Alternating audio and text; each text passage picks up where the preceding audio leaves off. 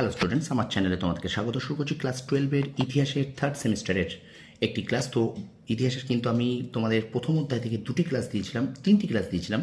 দুটি কিন্তু প্রশ্নোত্তর আকারে এবং একটি এমসিকিউ আকারে। তো প্রায় 2 সপ্তাহ পরে আমি আবার ইতিহাসের ক্লাস আনছি। একটু মাধ্যমিকের ভিডিও দিচ্ছিলাম বলে তোমাদেরকে এই ভিডিওটা একটু কম দিচ্ছিলাম। তো এবার থেকে কিন্তু কন্টিনিউ তোমরা ইতিহাস এবং রাষ্ট্রবিজ্ঞানের ভিডিও পাবে, ঠিক আছে? রাষ্ট্রবিজ্ঞানের ভিডিও তো পাচ্ছই, এবার থেকে ইতিহাসের ভিডিও পাবে ক্লাস 12-এর থার্ড সেমিস্টার, ঠিক আছে? তো দেখো, তোমাদের প্রথম যে অধ্যায়টা ছিল, প্রথম অধ্যায় ইতিহাসের পর্যটকদের দৃষ্টিতে ভারত বা পর্যটকদের নজরে ভারত, এই অধ্যায়টিকে দুটি পর্ব আমি করেছি। তো এখন পড়ব ক্লাস 12-এর থার্ড সেমিস্টার এই যে প্রথম অধ্যায় পর্যটকদের দৃষ্টিতে ভারত। এখান থেকে বিজয়নগর রাজ্যে বিদেশি পর্যটক, অর্থাৎ ভারতবর্ষের দক্ষিণ ভারতে বিজয়নগর যে রাজ্য ছিল, সেই বিজয়নগর রাজ্যে বিদেশি পর্যটক কারা কারা এসেছিলেন, তারা কী কাজ করেছেন, তাদের বর্ণনায় ভারতবর্ষ কেমন ছিল, ভারতের সামাজিক অবস্থা, ভারতের রাজনৈতিক অবস্থা, ভারতের অর্থনৈতিক অবস্থা তাদের চোখে কেমন ছিল, তার নিয়েই কিন্তু এগুলো এই পার্টটা আছে, ঠিক আছে? তো অবশ্যই কিন্তু প্রশ্নগুলো এমসিকিউ আকারে পড়বে। তো শর্ট প্রশ্নে কোনো সাজেশন করতে যাবে না, বারবার বলছি, কারণ প্রত্যেকটা খুঁটিয়ে পড়বে। প্রত্যেক যার কাছে যে টেক্সট বই যদি থেকে থাকে খুঁটিয়ে পড়বে। তোমার টিচার যে প্রশ্নগুলো দেবে ভালো করে পড়বে। আর অবশ্যই কিন্তু যারা শিক্ষক নেওনি, যারা কোনো টিচারের কাছে পড়ো না, তারা প্লিজ আমার চ্যানেলটাকে একটুখানি ফলো করো। আশা করি তোমরা কিন্তু যথেষ্ট ভালো রেজাল্ট করতে পারবে। 40-এ 40 পাবে, এই মানসিকতা নিয়ে পড়ো। আর একটা কথা, বারবার রিভিশন দাও। এমসিকিউ করার মানে কিন্তু রিভিশন, ঠিক আছে? তো বারবার যত বেশি রিভিশন দেবে তত বেশি কিন্তু তুমি এমসিকিউ শর্ট প্রশ্ন মনে রাখতে পারবে, ঠিক আছে? তো চলো কথা শুরু করি। ক্লাস 12 থার্ড সেমিস্টার প্রথম অধ্যায় পর্যটকদের দৃষ্টিতে ভারত, ইতিহাসের ক্লাস। দেখো, বিজয়নগর রাজ্যে বিদেশি পর্যটক।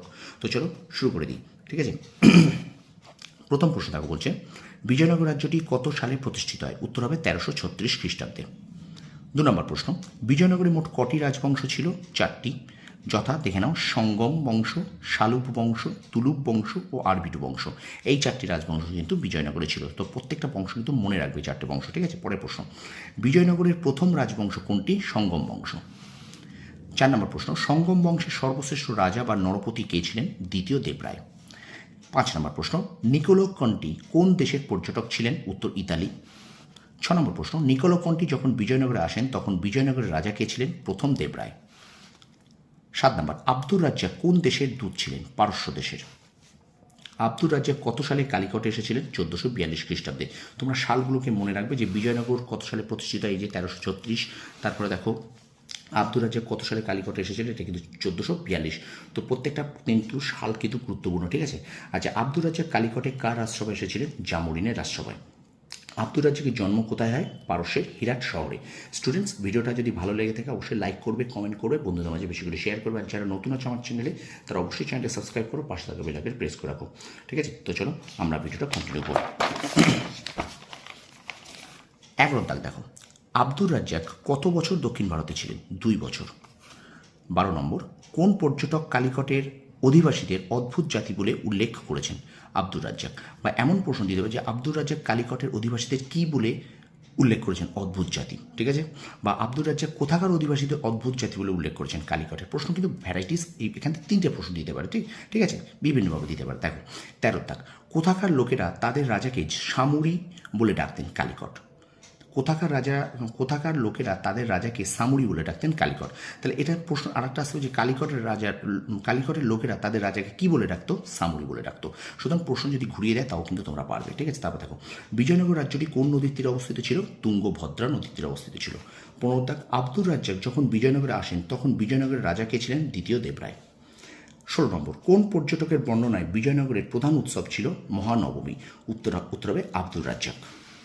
17 নম্বর, আব্দুর রাজ্জাক যখন বিজয়নগরে আসেন তখন বিজয়নগরের দেওয়ান কে ছিলেন? লক্ষ্মণনাথ দাননায়ক।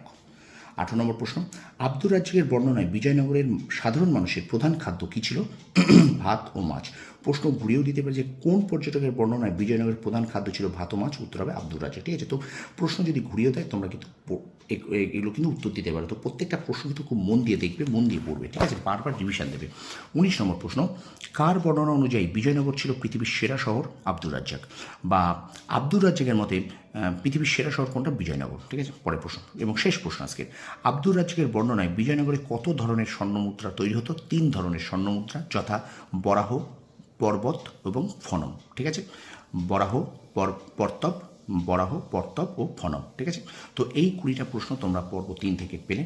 তো প্রত্যেকটা প্রশ্ন বারবার রিভিশন দাও। একটা কথা বারবার বলবো যে রিভিশন রিভিশন রিভিশন। শর্ট প্রশ্ন মনে রাখতে গেলে, এমসিকিউ ভালো করে করতে গেলে রিভিশনের কোনো বিকল্প নেই। ঠিক আছে, ভিডিওটা ভালো লাগলে লাইক, কমেন্ট, শেয়ার অবশ্যই করবে।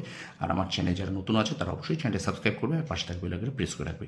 তোমরা সকলেও তোমাদের সাফল্য কামনা করি। ধন্যবাদ।